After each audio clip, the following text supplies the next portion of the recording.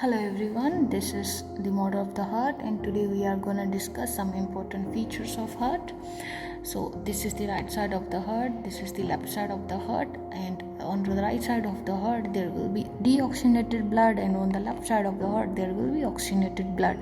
If we talk about the chambers, so this is right atrium, right ventricle, left atrium, left ventricle.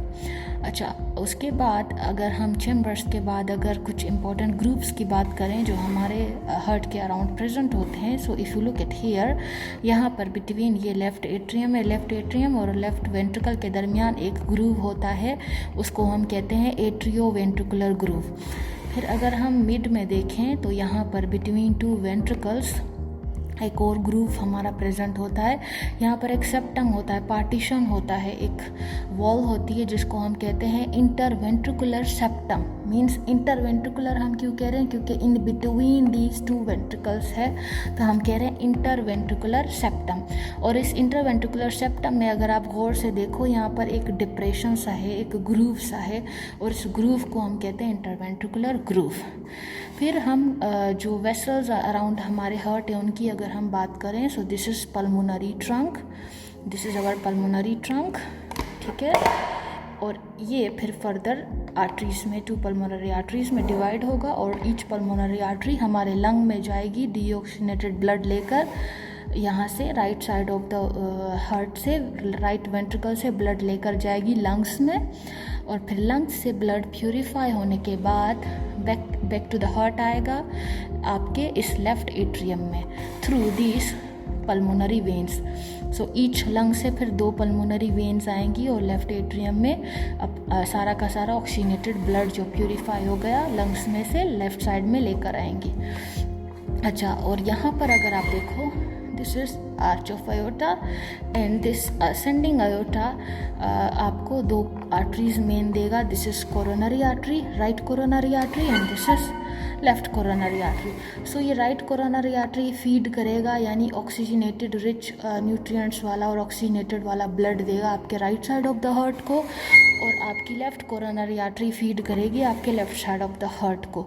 और आपकी left coronary artery जो है वो फिर मज़ीद 2 ब्रांचेस देगी. This is called circumflex artery, जो back side of the heart भी जाएगी round, that's why we call it circumflex. और फिर ये एक सेंटर में आर्टरी जा रही है लेफ्ट से निकल के, this is called anterior interventricular artery.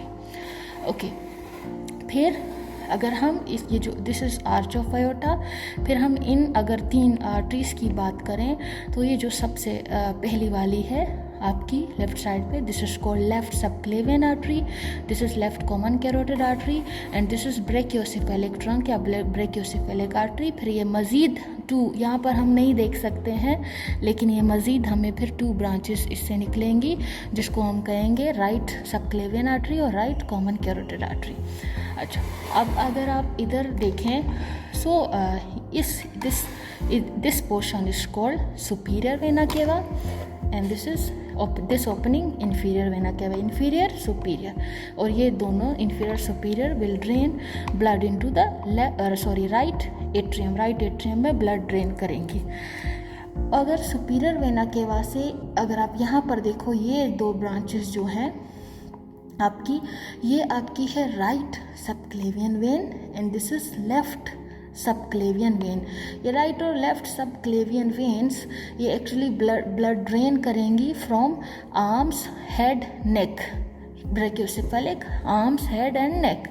तो ये यहाँ से ब्लड रिसीव करके और फिर अपना ब्लड जो है ड्रेन करेंगी सुपीरियर वेना केवा में, and superior vena cava ultimately will drain blood into the right side of the heart, right atrium. ठीक है, ओके.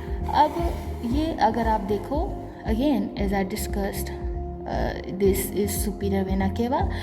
अगर आप ये वेन रह गई है, अगर आप इसको देखो, this is called azygos vein. Azygos vein actually आपके चेस्ट वॉल से, चेस्ट वाले एरिया से, एब्डोमिनल एरिया से और आपके रिब्स से डीऑक्सीजनेटेड ब्लड ड्रेन करके और आपके सुपीरियर वेना केवा में ड्रेन करती है, and then superior ultimately again will drain into the right atrium. Okay, अगर आप इंटीरियरली देखो, this is called right side of the heart, this is called left side of the heart. And on the right side of the heart there is a valve. This is called tricuspid, this is called bicuspid. My students always get confused whether tricuspid is on the right side or is on the left side. So I always give them trick that in the right word there is R, and also in tricuspid there is R. So always on the right side of the heart there will be tricuspid, and on the left side of the heart there will be bicuspid. So this is tricuspid because it has, if you look at here, 3 cusp like structure, cusps in the valve. And here, if you look at here,